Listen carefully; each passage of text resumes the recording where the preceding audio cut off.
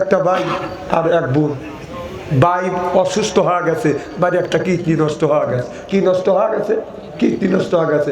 দেখেন ভাই বোনকে ভাই কত ভালোবাসে। আর আমাদের দেশের যে অবস্থা হয়ে গেছে, বিয়ের আগে মায়ের সাথে ছেলের সম্পর্ক, বিয়ের আগে বাবার সাথে ছেলের সম্পর্ক, বোনের সাথে ভাইয়ের সম্পর্ক। যেই বিয়ে হয়ে যায়, বিয়ে করে ওই বউরা 6 মাস না আনতে আনতেই পাম দিয়া ওই ছেলে ভাইয়ের সাথে দ্বন্দ্ব বাধা দেয়, মার সাথে দ্বন্দ্ব বাধা দেয়, বোনের সাথে দ্বন্দ্ব বাধা দেয়। যখন ঠিক কিনা একটু আমি সেরি আর একদিনকে বিয়ে হয়ে আসলো। হ্যাঁ, কথা কর না কেন? বিয়ের আগে সবার সাথে মিল। বউ পাম দেয়, তোমার বোনের বাড়ি যাও না, ও শত্রু। একই গ্রামে বোন বিয়ে দিছে, একই গ্রামে শালি বিয়ে দিছে। কথা কি বুঝতেছেন? ভাই শালির বাড়ি বছরে 3 বার যায়, ওই একই গ্রামে বোনের বাড়ি যায় না। এইরকম ভাই বাংলাদেশে কিন্তু আছে। কথা কর না খেয়া আছে, আছে না? খালি একটা না, হাজার হাজার দেখাতে পারি। কয়টা দেখতে চান? আপনি যদি ওখানে একটা দেখবেন, আমি আপনাকে 2টা দেখাবো। আপনি যদি 100 জন দেখতে চান, আমি আপনাকে 200 জন দেখাবো। তবে আমি জানি আপনাদের এলাকার লোক খুব ভালো, তবে উত্তর মেন্দার মতো লোক না আপনারা। উত্তর মেন্দা আমাকে নিয়ে এসেছিল, আমি মাহফিলে আসবোই না। মজনু নামে একটা লোক জোর করে আনছিল হুজুর, কম আমার মাহফিল আছে 7 মাহর, কয় 1 ঘন্টা আলোচনা করেন, কম সম্ভবই না। পাও বাইরে জড়া ধরে হুজুর, যদি ওয়াজ নাও করেন দেখা করে যান। 2 ঘন্টা আলোচনা করেছে, 1টা টাকাও দেন। ওই মজনু উত্তর মেন্দার লোক। আল্লাহর কসম করে বলতেছি, কিয়ামতের ময়দান পর্যন্ত আমি উত্তর মেন্দার মানুষের জন্য, ওই মসজিদ কমিটির জন্য আল্লাহর কাছে মামলা দায়ের করবো। আমার সেদিন খুব কষ্ট হয়েছিল, আমার এসে গাড়ি নষ্ট হয়ে গেছিল। 5টা টাকাও নেই, দেই নেই 5টা টাকা। শোনেন কারা উত্তর মেন্দারও যে মজনু আছে না, ও দাড়ি, ওর সাইডে বড় দাড়ি আছে শয়তান ইবলিসের। শোনেন, একটা আমরা হাসতে হাসতে মানুষ দোজখে যাবো। কিয়ামতের ময়দানে আল্লাহ দেখবে যে নামাজ, রোজা, হজ, যাকাত সব কিছু মানুষের আছে। আল্লাহ বলবে বান্দা জান্নাতে যাও। এই টিকিটটা নিয়ে যা দেখবে, ফেরেশতার কাছে দিবে, ফেরেশতা কোনায় লেখা দেখবে যে একটা রিক্সাওয়ালার সাথে চাষটারে বসে চা খায়া, রিক্সাওয়ালা মানুষ দুর্বল, কথায় কথায় রিক্সাওয়ালা মানুষের সামনে অপমান করছে, ভাইয়ের সাথে অপমান মানছে করছে, তার কলিজে ভেঙে দেবে। তখন ফেরেশতা বলবে তোমার এখানে একটা গাপলা আছে। কি গাপলা? কই যে চাষটারে বসে একটা রিক্সাওয়ালা বলছিল তোর কানে ধাপা লাগা ভালাবো। এরকম লোক আছে না? ওই লোকটা যদি তোকে মাফ করে দেয়, আমি আল্লাহ মাফ করে দিবে, নইলে মাফ দিবে না। তাহলে হাসরের ময়দানে এই দিনের 50,000 বছর সেই রিক্সাওয়ালা ওই লোকটা খুঁজবে। কয় বছর? 50,000 বছর খুঁজবে। 50,000 বছর খোঁজার পর ওই রিক্সাওয়ালা পাবে, আল্লাহর কাছে বলবে আল্লাহ আমি নিয়ে আইছি। আল্লাহ বলবে বান্দা তোমাকে কষ্ট দিছিল কা আল্লাহ? আমার মা বাবার সামনে আমি দুর্বল মানুষ, চাষতলে বসা থাপ্পড় দিয়ে আমার কানের বাবা ভাড়া বেঁচেছিল, তাতে আমার কলজায় আমি আঘাত পাইছি। আল্লাহ কয় তুমি মাফ করে দাও। কয় আল্লাহ আমি ওকে মাফ করে দিতে পারি একটা শর্তে। ওর নেকি কত? কয় 5 লাখ। গুণা কয় লাখ? কয় 2 লাখ। কয় ওর 5 লাখ নেকি যদি দেয় আমি ওকে মাফ করে দেবো। আল্লাহ বিয়া হাকিমিন, আল্লাহ বলবে দে দে তোর নেকি দে। তখন ওই নেকি গুনি দিয়ে দিবে ওই রিক্সাওয়ালা। আর কি ওর নেকি আছে? গুণ আছে কয় লাখ? আল্লাহ কয় অশিকা ধর,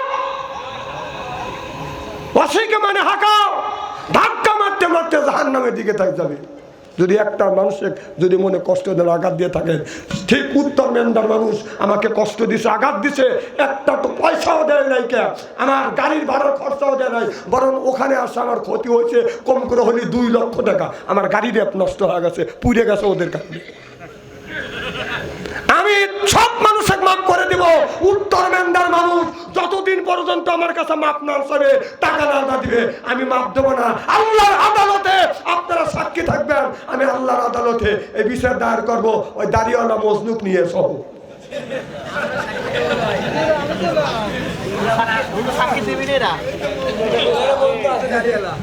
উত্তর দিবে না। ফেরেশতা রোমান ফেরেশতা দেখছেও না? এদিক তাকান আমার ভাইয়ের আমার, কি যেন বলতেছিলাম? হায় রে আল্লাহ রে, কইলাম ভাও কথা, আসল কথা উনি শুনতেছে। কারণ আসল কথা শুনলি যে এদের ঘুমের ভাও সহ দেবে।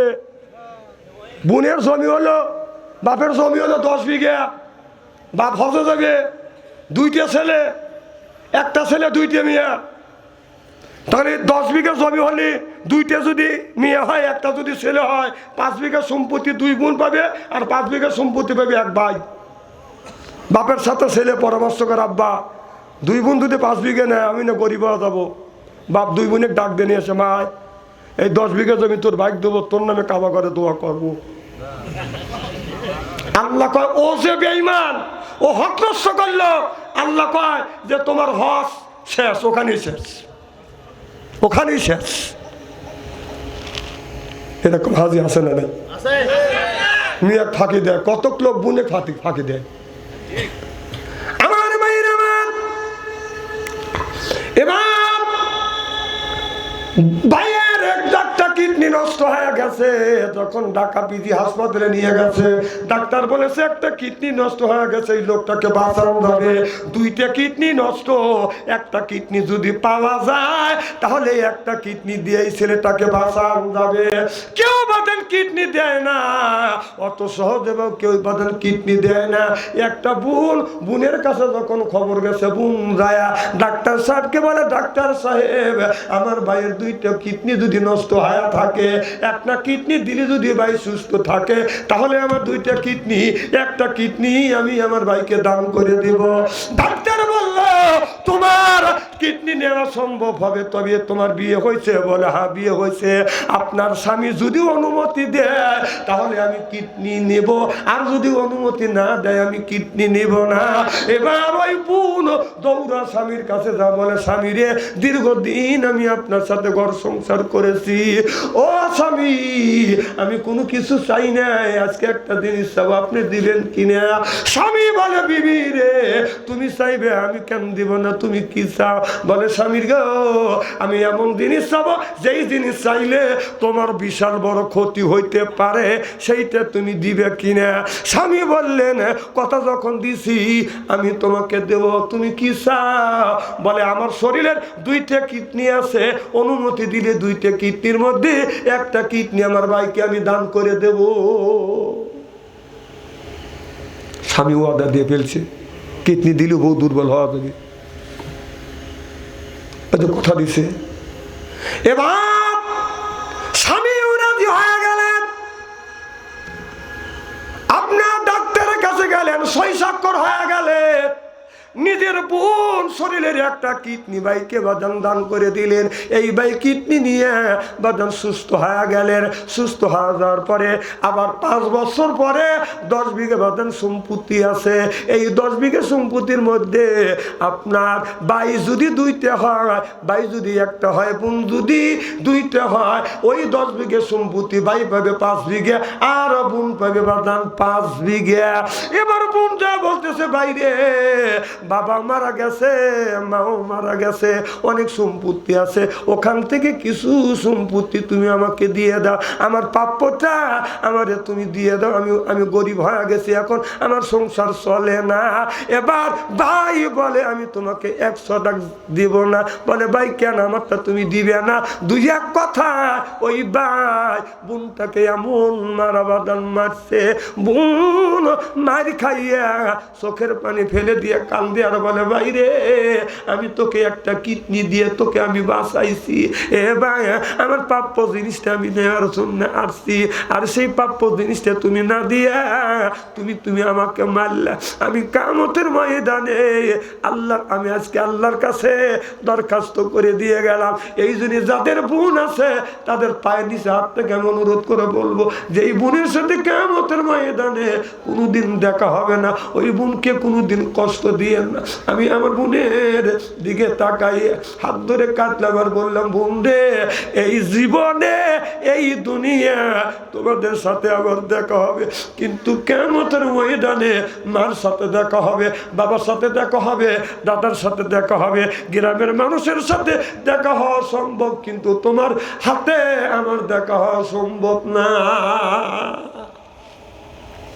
আমার বোন আমার ধরা ধরে বলে, বাইরে তুই যখন ছোট ছিলি অভাবের সময় নিজে না খাইয়া আমি তোরে খাওয়াইছি, তোরে বড় বানাইছি।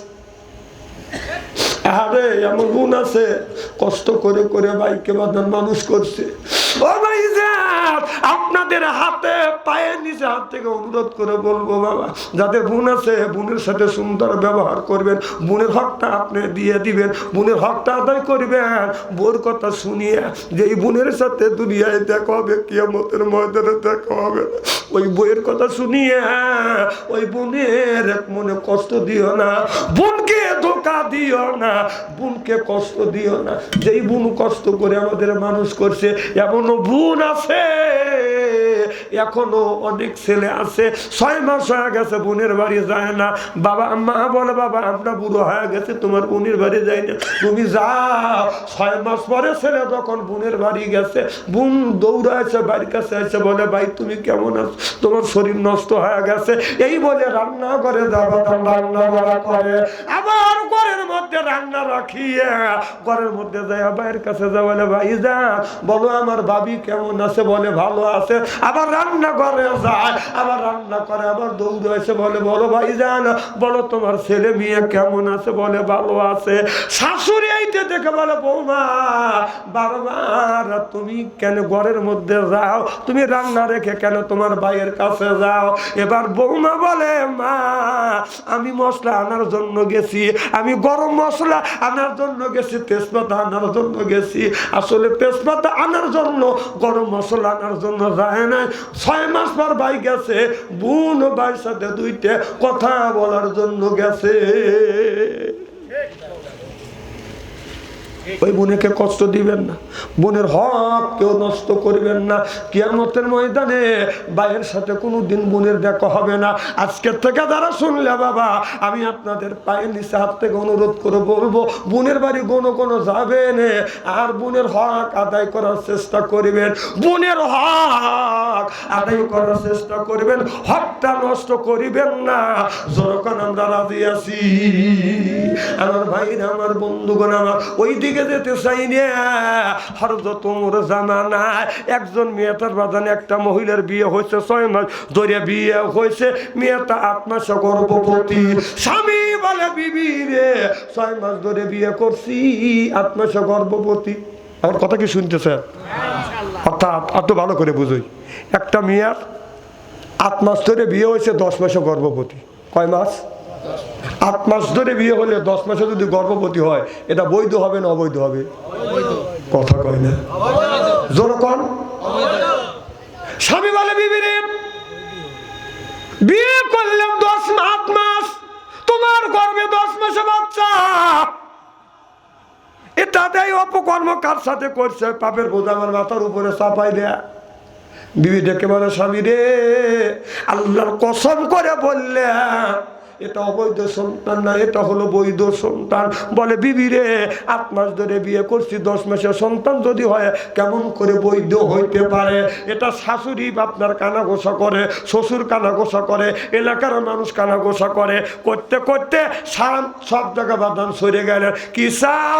অমুকের ছেলে বিয়ে করে আনছে, 8 মাস ধরে বিয়ে করছে, আর পুত্রবধূর পেটের বাচ্চার বয়স হলো 10 মাস। এইটা যখন সরে গেলেন, ছেলেটা মনে মনে মনক্ষণ হয়া বলে, আপনার 6-8 মাস ধরে বিয়ে করছি, 10 মাসে যদি গর্ভবতী হয়, পেটের বাচ্চার বয়স যদি 10 মাস হয়, এই বউ আমি রাখবো না। কথা কি বুঝতেছে? এলাকার হাফেজকারী মাওলানা মুফতি নিয়ে এলাকার এরপরে বাদান চেয়ারম্যান মেম্বার নিয়ে বাদান বিচার সালিশ করবার পরে এখন এক পর্যায়ে বলে উঠলো, ও মেয়ে তাকে জিজ্ঞেস করলো, না কয় মাস ধরে বিয়ে হয়েছে? বলে 8 মাস। না রে, তোমার পেটের বাচ্চার বয়স কয় মাস? কয় 10 মাস। কখন জানি হয়? কথা কি বুঝতেছে? 8 মাস ধরে বিয়ে হয়েছে, 10 মাস পেটের বাচ্চা, যখন তখন ডেলিভারি হবে। ছেলে কইতেছে এই ডেলিভারি হওয়ার আগে ওই বাচ্চা বাপ কর আগে এই বুক তালাক দেবো, কারণ ওই বাচ্চা তো আমার না। আমার কথা কি বুঝতেছে? বিরাট একটা সমস্যা হয়ে গেল। এলাকার মেম্বার, চেয়ারম্যান, বড় বড় প্রধান, দায়িত্বশীল ব্যক্তিরা যাইয়া মেয়েটাকে জিজ্ঞাসা করলাম, মা কয় মাস ধরে বিয়ে হয়েছে? বলে 8 মাস। ছেলেটাকে বললো, যুবক তুমি কয় মাস ধরে বিয়ে করছো? কয় 8 মাস। তোমার বিবির ঘর পেটের বাচ্চার বয়স কয় মাস? কয় 10 মাস। মেয়েটাকে বললো, মা 8 মাস ধরে তোমার বিয়ে হয়েছে, 10 মাসে পেটের যদি বাচ্চা হয়, মা আমরা বললাম এটা অবৈধ সন্তান। এবার ছেলেটা বললো, যেটা যদি অবৈধ সন্তান হয় এই বউ আমি রাখবো না, বউকে আমি তালাক দিব। এলাকার মানুষের মিয়ার বাবা, মিয়ার ভাই, মিয়ার মা, এরপরে এলাকার মানুষেরা বললো, এটা হলো তোমার ব্যাপার, যদি দয়া হয় দয়া করো, বেশি লিয়েও তো মানুষ সংসার করে। কথা কি বুঝতেছেন? অনুরোধ করতেছে তোমার ব্যাপার। কয় না, এ বউ আমি রাখবো না। 8 মাস ধরে বিয়ে করছে, 10 মাসের বাচ্চা, যখন তখন ডেলিভারি হয়া আব্বা কয়া ডাক দিবে আমার। ওই বাচ্চা আব্বা কয়া ডাকলে আমার আত্মা জুড়েবে, এই বউ রাখবো না।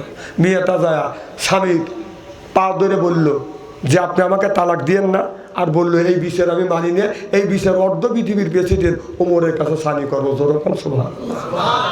তাহলে হযরত ওমরের কাছে যখন বিচার সানি করবে, তাহলে পায়জামা নষ্ট হওয়ার কথা না?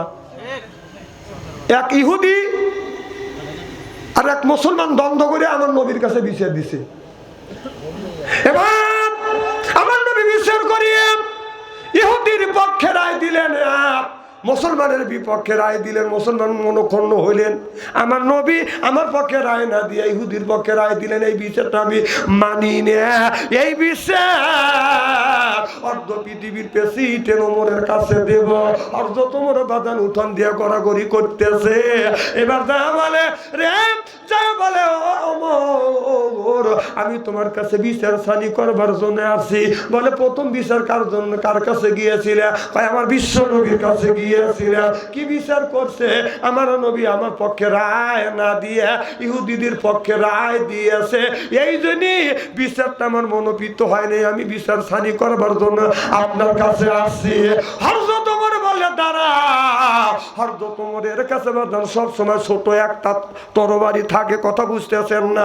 ওমর বলে দাঁড়া, ঘরের মধ্যে যাইয়া বড় একটা নিয়ে আমি মানি না।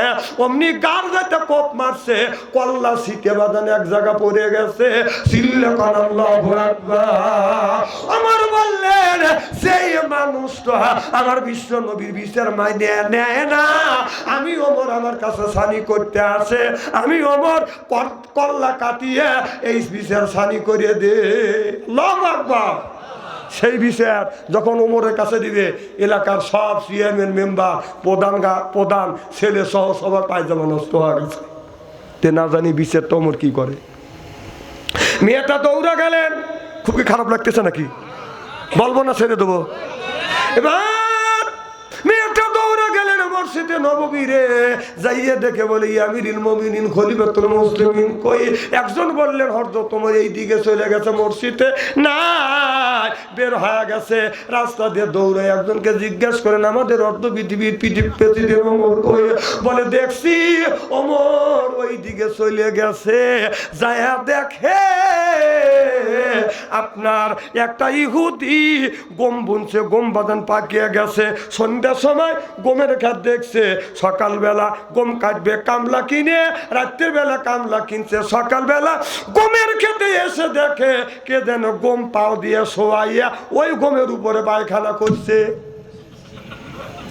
এরকম বেতালের লোক আছে না? একটা লোক আগামীকাল রাত পোয়ালি ধান কেটে আনবে, সেই ধান পাওয়া বাইরের উপরে পায়খানা করছে। এরকম বেকুব আছে না কিনা? পেশ তুলবে, কাল বসে পেশ তুলে খেত দিয়ে এসে কামড়া নিয়ে যা দিয়ে 4-5টা পেশ তলে ফালাইছে। বুঝে না রে, আমি করলে একটাও অবাস্তব কথা বলতেছি না।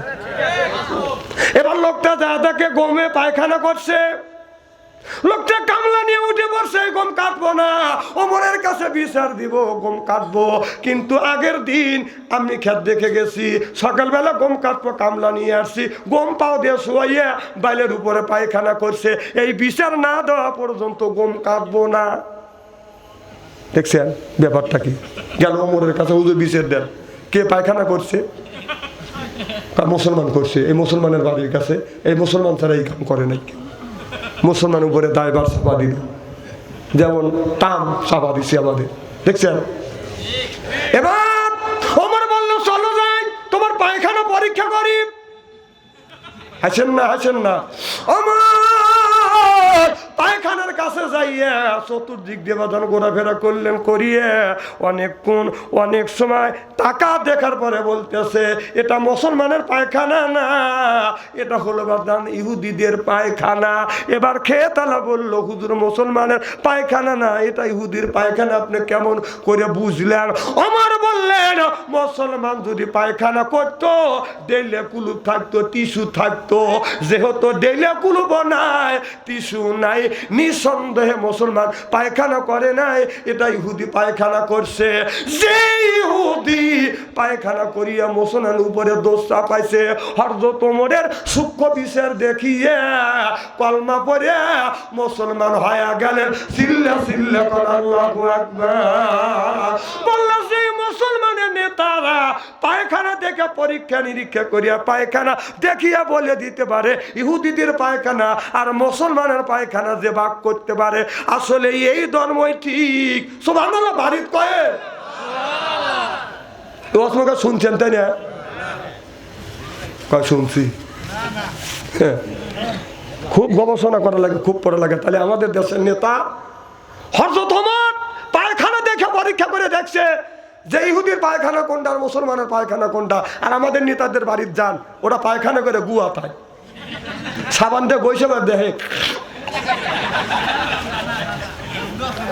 কয়টা নেতার বাড়ি টিস্যু পাবেন, যান কয়টা নেতার বাড়ি পাবেন।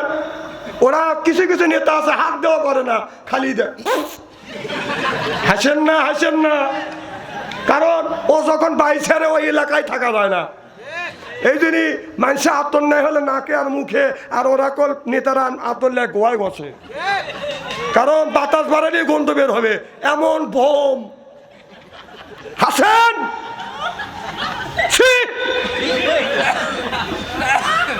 ঠিক কিনা বলো?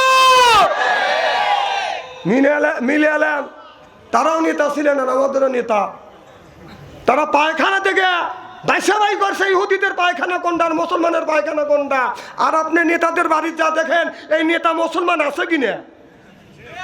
টিস্যু নাই, হাত দেও করে না, যুদবাকে হাতটা করে 6 বার হোকে।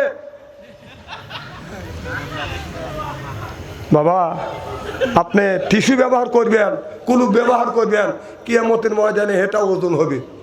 এই ওয়াজ একজন শুনে, এই যে একটা আমার এলাকার একটা লোক কুলুপ করতেছে, এতখানি চাপ লিছে হাতে লিয়ে আটতেছে, কিন্তু লোকটার কি হয়েছে অলোকের হাতে, যে আমি গেছি ইটা থাপ বাস করে ভালা দিছি। ভাইয়া কি করলেন? হুজুর কুলুপ করলাম।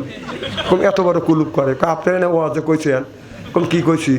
কাজে কুলুপ নাকি কিয়ামতের মধ্যে নেকে হিসেবে ওজন দেওয়া হবে, ওই ওজন জানি বেশি হয়। রে পাবলিক চালাক রে।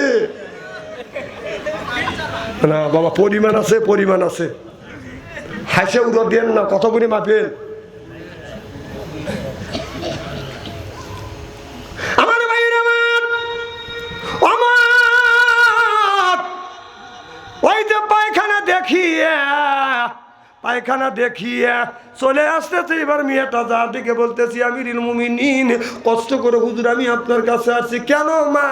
বলে, হুজুর আমার 8 মাস ধরে বিয়ে হয়েছে, 10 মাস পেটে আমার বাচ্চা। হুজুর আমার স্বামী বলে এটা অবৈধ সন্তান, চেয়ারম্যান বলে অবৈধ সন্তান, মেম্বার বলে অবৈধ সন্তান, এলাকার বড় বড় মাতবার প্রধানেরা বলে অবৈধ সন্তান। হুজুর আল্লাহর কসম করে বললে, এটা আমার অবৈধ সন্তান না, এটা হলো আমার বৈধ সন্তান। চিল্লা করে আল্লাহু আকবার। হুজুর আমি আপনার কাছে বিচার সানি করবার জন্য আসছি। হযরত ওমর বলে আগামীকাল আমি এই বিচারটা করিয়া দিব, আমাকে একটা রাত সময় দেওয়া লাগবে। হযরত ওমর আগামীকাল বাদান বিচার করবে। সারা রাত হযরত ওমর গবেষণা করছে, কিন্তু বাদান তার ফয়সালা আনতে পারে না।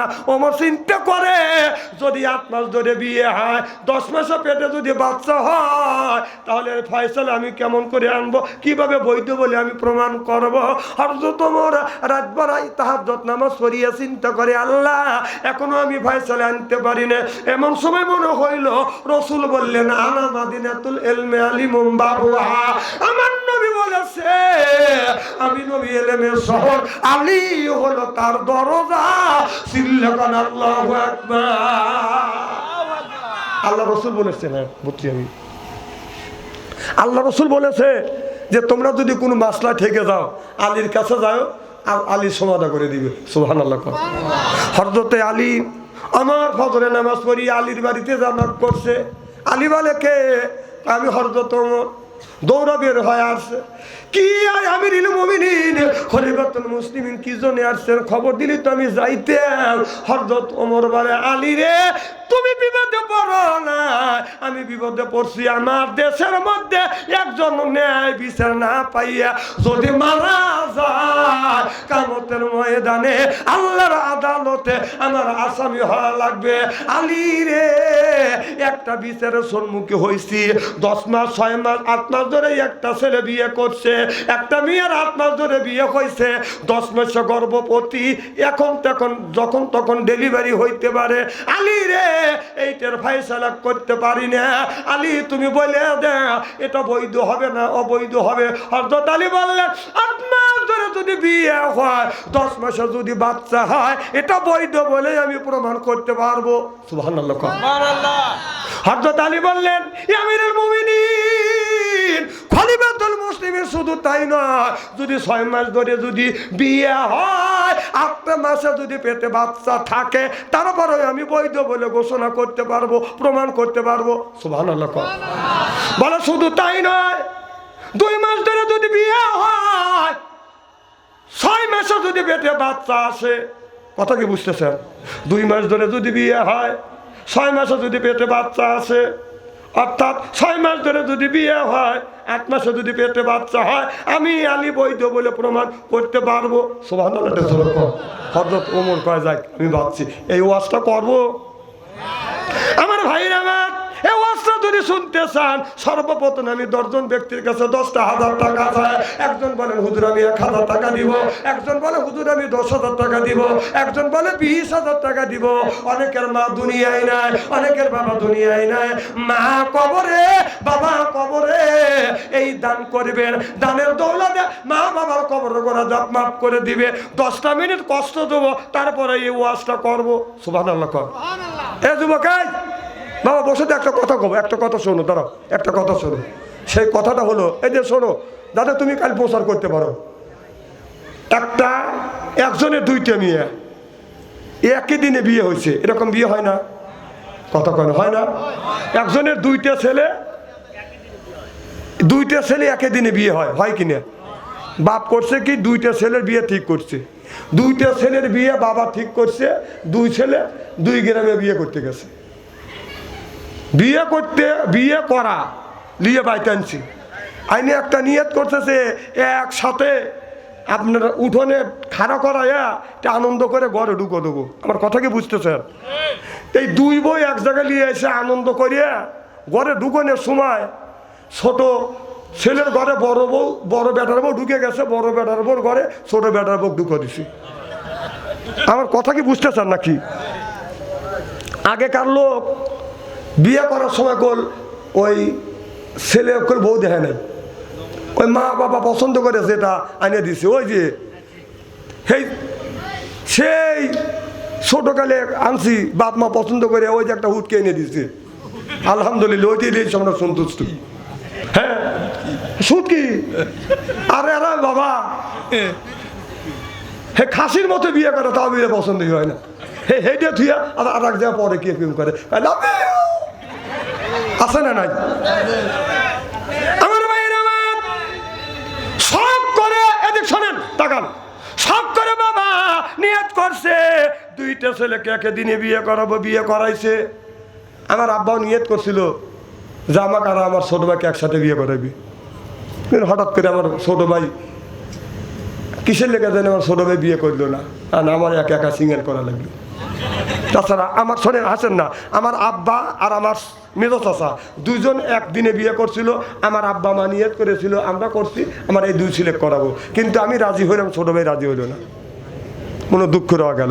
তো ওই লোকটা নিয়ত করছে দুই ছেলে একদিনে বিয়ে করাবো, বিয়ে করে আনছে। বড় যাত্রী গেছে আলাদা আলাদা ভাবে বাজান, বড় যাত্রী গেছে আলাদা আলাদা ভাবে বিয়ে করে বাজান লিয়ে আসছে, আলাদা আলাদা কবুল বাজান হয়েছে। আপনার নিয়ত করছে উঠোনের মধ্যে দুইটা ছেলের বউকে একই সাথে দাঁড় করাইয়া একটু আনন্দ করিয়ে বাসর ঘরে ঢুকো দিব। এই বাদান 2 গ্রাম থেকে দুইটা বউ আসছে, একই জায়গা দাঁড় করাইছে। বাদান একটু আনন্দ উল্লাস করিয়ে বাসর ঘরে তুলে দিতে গিয়ে ছোট বেটার বউ বড় বেটার ঘরের মধ্যে ঢুকে গেছে, আর বড় বেটার বউকে ছোট বেটার ঘরের মধ্যে বাদান ঢুকো দিছে। ও বাদান 2 দিন 2 রাত বাদান হয়ে গেছে। এখন ওই মিয়ার বাড়ির থেকে আপনার মিয়ার বাবা আইসা বলে মা সালমা আইসা হাজির হয়ে গেছে। মারে তোমার স্বামী কো ডাক দিছে, ছোট স্বামী আছে। এবার এ কি কয়েকটা আমার স্বামী না, এটাতে তো বিয়ে দিই নেই। এ তোমার স্বামীর নাম আব্দুল রহিম না আব্দুল খালে গেছে কয় না বাবা বাসর ঘরে তো আব্দুল রহিম কি পাইছি। হাসেন না ভাই, হাসেন না, কষ্টের কথা। এখন ওই 2 ছেলেকে দেখছে বাবা এ বউটা কার, কয় আমার। আব্দুল রহিম কয় এইটা বউ আমার। আব্দুল খালেক কয় বউ আমার। আসলে আব্দুল খালেকের বউ আব্দুল রহিমের ঘরে ঢুকছে, আব্দুল রহিমের বউ খালেকের ঘরে ঢুকছে। ওই মেয়ের মা বাবা বলে আমি রহিমের সাথে বিয়ে দিছি, খালেকের সাথে বিয়ে দেই নেই। এই গ্রামের মেয়ের মা বাবা বলে আমি খালেকের সাথে বিয়ে দিছি, আব্দুল রহিমের সাথে বিয়ে দেই নেই। কথা বোঝে না রে, ও আস্তাকে করবো এখনই টাকা দেন, এতই সস্তা ঠেলা আছে। একজন ব্যক্তি দেখে বলে হুজুর আমি 1000 2000 10,000 টাকা 10টা মিনিট 1000 টাকা দেন তো, একজন দেন দেন এই মসজিদের জন্য 1000 2000 নাই।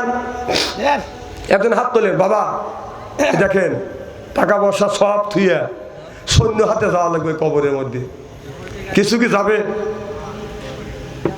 মাটির নিচে হবে ঘর ও মন আমার, কেনে বান্ধ দালান ঘর।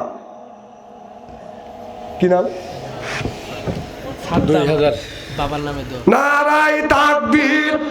আল্লাহ সাদ্দাম হোসেন 1000 টাকা দান করছে। আল্লাহ আল্লাহ বাবা দুনিয়ায় নাই, আল্লাহ এই দানটা তুমি কবুল করো। সাদ্দামের বাবার কবরখানা ভাগে জান্নাত বানিয়ে দাও। মা বেঁচে আছে আল্লাহ, সাদ্দাম যেন মায়ের খেদমত করতে পারে তুমি এই তৌফিক দিয়ে দাও। জোর কোন আমি কেনা দিল কি নাম? আব্দুল কাদের। আব্দুল কাদের ওয়াইফ অসুস্থ তো না, এ 2000 কার কি জানি নাম আপনার? নারায় তাকবীর। তোমার বান্দা আব্দুল কাদের 2000 টাকা দরকার মারহাবা। আল্লাহ আব্দুল কাদের সাহেব আল্লাহ 2000 টাকা দান করছো, অসুস্থ স্থির অসুস্থ, আল্লাহ তুমি দান কবুল করো, সে ভাইয়া কুলিয়ে দান করো। মা বাবা আত্মস্বজন শ্বশুর শাশুড়ি বংশের মধ্যে থেকে যারা বিদায় হইয়া কবরে কবরখানা বাগে জান্নাত বানাও। জোরকান আমি মা বাবার জন্য দোয়া, এটা টাকা দিছে বলতে না করছে। হ্যাঁ, উনি যে 1000 টাকা দান করলো আর একজন শুনে যে 2000 টাকা দিবে, তাতে হে না দেয়। আমার কথা বোঝেন আরে বোঝেন নাই। এখন এই জিনিসটা হইতে পারে আপনি আমি 1000 টাকা দিলাম, আপনি বললেন বাচ্চা অন্তরে 1000 দিলে আমি 2000 টাকা দেবো, তাহলে মসজিদে উন্নত হলো? এটা বুঝলো না, তাহলে বুঝতেইছে। আল্লাহ আব্দুল কাদের 2000 টাকা, লোকমান হোসেন 2000 টাকা দান করছে। আল্লাহ দানটা তুমি কবুল করো, বংশের মধ্যে থেকে যারা বিদায় হয়ে কবরখানা ভাগে জান্নাত বানাও। আর একজন ব্যক্তি আল্লাহ 1300 টাকা দান করছে। আল্লাহ গোপনে গোপনে আল্লাহ তুমি এই দানটা তুমি কবুল করে নিও রব্বুল আলামিন। তোমার বান্দার দান তুমি কবুল করে না। মোহাম্মদ আব্দুল রাবেয়া বস্তি, আল্লাহ তোমার এক বান্দা রাবেয়া বস্তি 550 টাকা দান করছে, আল্লাহ তুমি কবুল করে না। আল্লাহ রাবেয়া সাথে তুমি জান্নাত নসিব করো। আল্লাহ তোমার আর এক বান্দা নাম বলে নাই, আল্লাহ 1000 টাকা দান করছে, তুমি দানটা কবুল করো। এই যে রাবেয়া বস্তির সাথে যেন আল্লাহ ওই মেয়েটাকে জান্নাত নসিব করো। এই রাবেয়া সারা রাত ইবাদত করছে, আর রাত হইলে চুলের সাথে রশি বান্ধিয়ে ঘরের দন্নার সাথে আড়ার সাথে চুলটা গদান বাজে রাখতো। রাইতে ইবাদত করতে করতে চোখে যতন তন্দা আসতো, আপনার জুমিয়া পড়তো, চুলে টান লাগতো। আর রাবেয়া বস্তি বলতো, ঘুম চোখে ঘুমাচ্ছিস না, ওই দিন ঘুমাবি যেদিন ওই মাটির কবরে যাবি। আল্লাহ এই রাবেয়াকে ওই রাবেয়ার সাথে জান্নাত নসিব করো। আল্লাহ তোমার বান্দিরে 500 টাকা 200 টাকা করে আল্লাহ অনেক টাকা দান করেছে। আল্লাহ মা বোনদের দান আল্লাহ তুমি কবুল আর মঞ্জুর করে না। আল্লাহ আমার আম্মা জানকে আল্লাহ মা খাদিজার সাথে জান্নাত নসিব করে দিও। সকলেই বলুন আল্লাহুম্মা আমিন। খুব তাড়াতাড়ি 10 মিনিট সময় দিছি, তারপরে কোনো ওয়াজ আছে, তারপরে তাবারকও আছে না? তাবারকও আছে। হ্যাঁ তাবারক আছে। কি জানি না, আল্লাহ তোমার এক বান্দা নাম বলে না, আল্লাহ 1000 টাকা দান করছে, আল্লাহ তুমি দানটা কবুল করো। তোমার বান্দার মনের আশা পুরো করো, জীবনের গুনাহ মাফ করো, লক্ষ লক্ষ টাকা তুমি বরকত দেয়া। মা বাবা আত্মস্বজন দ্বারা দুনিয়ার থেকে বিদায় হইয়া কবরখানা ভাগে জান্নাত বানাও। সকলেই বলুন আল্লাহুম্মা আমিন। দোয়া করে দাও দাদার গায়ে ইলাহি হায়াত দৌলত ইলমে দানা। 1000 টাকা কি নাম? ময়সা। নারায় তাকবীর। আল্লাহ ময়সা 1000 টাকা দান করছে, আল্লাহ স্টক করেছে। আল্লাহ তুমি ডাক্তার হইয়া তোমার এই বান্দার বান্দির আল্লাহ তুমি সেবাইয়া কুল্লিয়া দান করে দাও। নয়ফেল সরকার দোয়া করা দরকার। আল্লাহ দান করেছে 500 টাকা, আল্লাহ পকেট জানি হয় না ফাঁকা। মা বাবা আত্মস্বজন যারা কবরের মধ্যে শুয়ে আছে, কবরখানা ভাগে জান্নাত বানাও কানা। এই এলাকার ভাই বোনেরা কে কোথায় আছেন তাড়াতাড়ি আসেন, একটু পরে তাবারক দেওয়া হবে। না না আগে তা বলে দিলে আমার যে যেখানে থাকুন তাড়াতাড়ি চলে আসে। আমার এলাকায় যে তাবারকের ঘোষণা দিছে না, একজনের হলো 3টে ছেলে। কয়টা সন্তান? 3টে সন্তান। একটা বাবা কোলে লিছে, একটা মা কোলে লিছে। বাসে কয়টা? কথা কয় না। বাসে কয়টা? ওইটা আবার বড়। ছোটটাক মা লিছে, মেজোটাক বাবা লিছে, আর বড়টা খালি ঘুম আসতেছে। বাবা 1 হাত ধরছে, মা 1 হাত ধরছে। তখন ছেলেটা চিকুর বাড়তেছে, হেই ছেলে আসতেছে, তাড়াতাড়ি খিচুড়ি লওয়া লাগবে। এদিকে পাও শেষ। কথা বোঝে না রে। নারায় তাকবীর। আল্লাহ নাইমি দাদির জন্য দোয়া চায়। আল্লাহ 200 টাকা দান করুন, আল্লাহ তুমি দানটা কবুল করো। দানের দৌলত দে তার দাদা দাদি নানা নানি যারা কবরে কবরখানা ভাগে জান্নাত বানাও কোন আমিন। এই দুনিয়া থাকবে না চিরকাল, একদিন তোর ভাঙবে রে বাজার। আগে নিবে আল্লাহ নামাজের হিসাব, পরে নিবে মাওলা যাকাতের হিসাব। যৌবন কাকা টালি যুবক কোন রাস্তা, হিসাব দিতে হবে আমার আল্লাহ জির দরগায়। দুনিয়া থাকবে না চিরকাল, একদিন রে তোর ভাঙবে রে বাবা। দেন তাড়াতাড়ি দেন। নামটাম বলা সম্ভব না। 500 টাকা দান করছে। আল্লাহ তুমি তো ইন্নাল্লাহা আলিমুম বিজাতি সুদূর। আল্লাহ তোমার বান্দা 500 টাকা দান করলো, তোমার বান্দা দান আল্লাহ তুমি কবুল আর মঞ্জুর করে নিও। বাই করে দিবে স্যার, এটা মাসালা লাগতো আর কি। কি মসজিদে ছোট ছোট সালপাল আসলে চেঁচামেচি করলে পারে বাই করে দিতে চাই। আচ্ছা ঠিক আছে, মাসালা দিচ্ছি, বসে এখনই দিয়ে দিই। আল্লাহ নবী আপনার খুতবা দিচ্ছে এমন সময় হযরত হুসাইন ছোট্ট মানুষ, একেবারে পিতৃ মানুষ, নানা বলে ডাক দিছে। ওখান দেবাদান যাচ্ছে, যেই যাইতে নিছে হযরতে আলী আলী ওই রকম করে বাদান ধরছে। আপনার আলী যখন হাত পারে ধরছে, হযরত হুসাইন ডাক দিছে, ও নানা কয়া ডাক দিছে, ও নানা দেখো আমার আব্বা তোমার কাছে যাইতে দেয় না। অমনি হযরতে আলী মুখ পারে ধরছে। যখন মুখ পারে এমন জোরে ধরছে, আলী শক্তিশালী লোক না দুর্বল লোক? শক্তিশালী লোক, শক্ত করে ধরছে। আপনার লক্ষ্য করে দেখে এই ঠোঁটটা আপনার দাঁতের মধ্যে যায় ঢুকে যাওয়া দান আপনার কেটে যায়, রক্ত টাস টাস করে পড়তেছে। হযরত আমার নবী বলতেছে, আলী রে মুখটা ছাড়িয়ে দেও। হযরত আলী তাকা দেখে হাতে বাঁধানে রক্ত বাঁধান টকটক, এই রক্তটা নিশ্চয়ই হযরত হোসাইনের রক্ত। নবীর কাছে যখন চলে গেলেন আমার নবী অমনি আমার নবী বাঁধান আপনার হযরত হোসাইনকে মেম্বারের উপরে বাঁধান বসতে দিলেন। সিল্লে কন আল্লাহু আকবার। এনে অনেক ওয়াজ আছে তারা, তবে ছোট ছোট চাল পাল যদি আছে 5 বছর 6 বছর, ওদের ধমক তো দিবেনই না, প্রয়োজন হলে চকলেট দিবেন, চকলেট দিবেন। আপনি ওকে ধমক দেওয়ার কে? হ্যাঁ না, আপনি ধমক দেওয়ার কে? আপনি কত নম্বরে মুন্সি হয়েছেন, কি মুসিল হয়েছেন, এখনো সুবহানাল্লাহ ঠিক মতো কবির পারেন না। সেই 40 বছর আগে মুন্সিকারের কাছ থেকে এই কুলহর সুরা ফাতিহা শিখছেন, এখনো পরিষ্কার করে কবির পারেন না। আর আপনার এত বড় সাহস এই বাচ্চাকে ধমক দেন, চকলেট কিনে দিবেন। খবরদার এইগুলি কাজ করবেন না। হ্যাঁ, ডিস্টার্ব তো ওরা করবেই। মুসল্লির মাঝখানে যখন একটা বাচ্চা আসবে, ভালো 2 মুসল্লি মাঝখানে নিবেন, যে বাবা কোনো দিকে তাকাবেন না, ওদের নামাজে টেলিং দেন, তাহলে ঠিক করবে। তখন আসতে ধমক পারো না, কোনো জাননেওয়ালা ব্যক্তি ওদের ধমক দেয় না। আর এমন বাচ্চা পাঠায়েন না যে ওখানে যা কান্নাকাটি করবে। এবার ঈদগাহ মাঠে ঈদের দিন নামাজ শুরু হয়ে গেছে,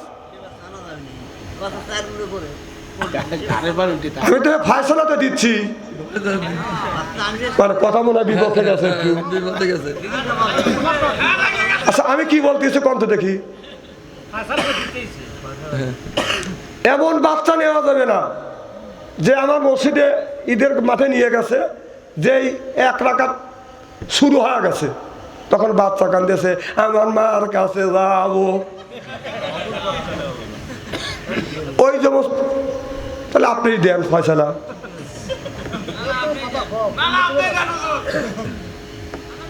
এই সমস্ত বাচ্চা নেওয়া যাবে না। আবার অনেক লোক আছে নিজেই নামাজ পড়ে না, শুক্রবার দিন যায়, এমন বাচ্চাকে নিয়ে যায়, যখন নামাজে দাঁড়ায় বাচ্চা যায় আগ দিয়ে দৌড় দিবে, বাবা নিয়ে ছেড়ে দিয়ে বাচ্চাটা নিয়ে আসে। এই বাচ্চাকে নেওয়া যাবে না। একটু বুঝবান বাচ্চা যাবে, যে 5 বছর 6 বছর বয়স, যদি বলে বাবা দাঁড়া থাকো, ও ঠিক মতো দাঁড়া থাকবে। এই ছেলেকে 1 বার না 200 কোটি বার নিবে। আর যে লোকটা ধমক দিবে, আমার ডাক দিয়ে নিয়ে আসবে।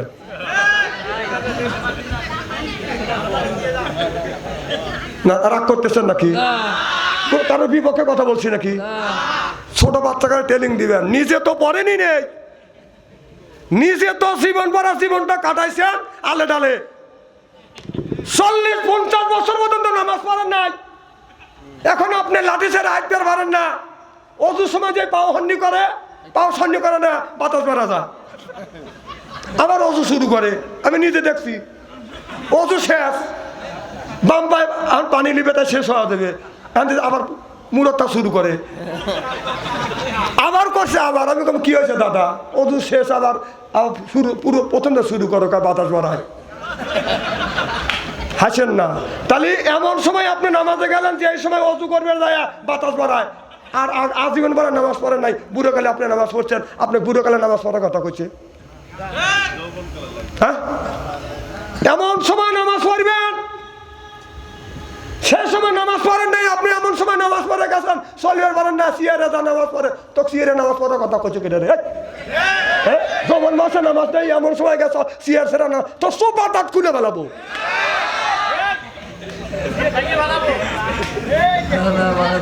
এমন সময় নামাজে যায়, ওই সময় সিয়ার ছাড়া নামাজ, ও সিটেরই করবে আল্লাহর সাথে। আমার ভাইরা, আমার মুসলমান ভাইরা, আল্লাহর হাবিবের প্রিয় মাতারা ভালো করে লক্ষ্য করে শুনে না বলে নিয়তে বাদান শুনতে হবে। একটু তাড়াতাড়ি আসেন। যদি কোনো ছোট্ট ছোট্ট বাচ্চা যদি মসজিদে যায়, এমন বাচ্চা আছে এই বাচ্চাটাকে বাদান নেওয়া যাবে না, যে আগ দিয়ে ঘোরাফেরা করবে তাকে নেওয়া যাবে না। যেই বাচ্চাটা স্টিল বাদান দাঁড়িয়ে থাকবে, বাবা রুকু যাবে, ছেলে রুকু যাবে, বাবা সেজদায় যাবে, ছেলেটাও সেজদায় যাবে। হয়তো এই ছেলেটা এদিকে দিক তাকাইতেও পারে, কিন্তু ওখান থেকে বাদান সরবে না, আগ দিয়ে ঘুরবে না। এই সন্তানকে 100 বার নয় 200 কোটি বার নিয়ে যায় নামাজের ট্রেনিং দিয়ে। দেখেন না বিড়াল, ছোট্ট বিড়াল, বিড়ালটা বাদান কি করে, একটা ইন্দুর দড়িয়ে নিয়ে এই মা বিড়ালটা বাচ্চা বিড়ালে শিখে এই ইন্দুরটা সামনে দেয়। আর মা বিড়াল এই হাতা দিয়ে ছেলেকে, আপনার বিড়ালটাই আপনার একটা হাত দিয়ে আপনার ইন্দুরকে খোসা দেয়, আর আরেকটা হাত দিয়ে বাচ্চাটাকে ট্যাংলা দেয়, ঘর ফেরে ধর। একটা ইন্দুর তার ছেলেকে শিখেছে। আর তুমি বাপ, তোমার ছেলের বয়স 25 বছর হয়ে গেছে, খালি তুমি বাঁচার জন্য মসজিদে যাও, আর তোমার ছেলে সেই 9টার সময় ঘরের মধ্যে ঢোকে, সে আবার রাত, আবার দিন 9:30টার সময় বের হয়। তুমি 5টা মনে একটা কথা কও না যে বাবা তুমি নামাজ পড়বে যাও। হ্যাঁ, তোর সাল নামাজ পড়া যায় না, একটা ছোট বাচ্চা গেলে তোর পেট ফলে কিসের লেগে, এটা দেখছিস তো? এই সমস্ত ফতু আমার কাছে সানকে বোঝা নাই তো।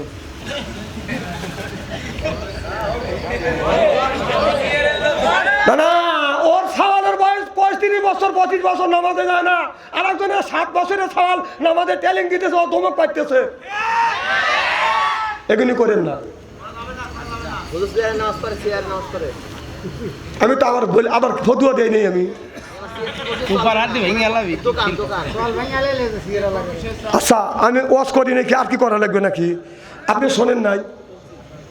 শোনেন, নামাজ কখন পড়বেন? আমরা হাদিসে যেটা পাচ্ছি সেইটা পড়ি।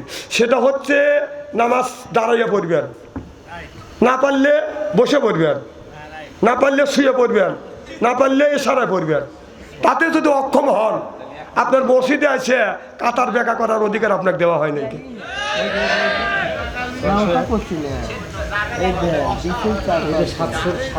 না, এটা হাদিসে পাইছি। তবে এখন যে সিচুয়েশন,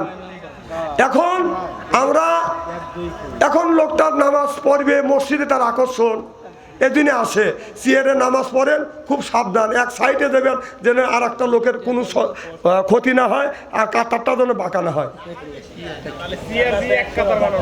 হ্যাঁ, চেয়ার দিয়ে এক কাতার বানাবে। যেসব লোক চেয়ারে নামাজ পড়ে, আপনি 4 সালে দেবেন, আপনি বলবেন এক কথা, চেয়ারে বসার লোক 20 কথা কবি, ওদেরকে 20 কথা কবির পর তুই চেয়ারে দাঁড় থেকে নামাজ পড়তে পারিস না।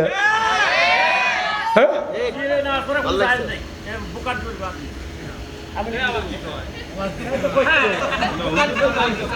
হায় রে আল্লাহ, আপনার বোকারের শরীর পড়ছেন, আমরা আতাইছি। আচ্ছা, নাই 10 টাকা 20 টাকা দেওয়ার মতো লোক নাই। 1000 টাকা 2000 টাকা, 1 মন গম 1 মন পেঁয়াজ, আপনাদের এলাকায় 1 মন দাম 2 মন দাম দিবেন কে বাজান? একটু হাত তোলেন।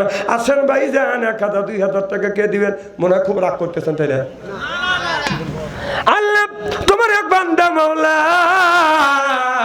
100 টাকা দান করছে, তুমি দানটা কবুল করো। আল্লাহ মনের আশা পুরো করো, জীবনের গুনাহ মাফ করো, লক্ষ লক্ষ টাকা বরকত দাও। আজকের মাহফিল আল্লাহর দরবারে কবুল হোক, এটা কি সানা? কারা কারা সালামি তাকবীর দেবো, হাত তুলে দেখা। নারে তাকবীর, হাত টান টান করেন, টান টান করেন, চক্ষু দুটো বন্ধ করেন, বলেন বিসমিল্লাহির রহমানির রহিম। এই বলে 2 হাত 2 পকেটের মধ্যে দেন।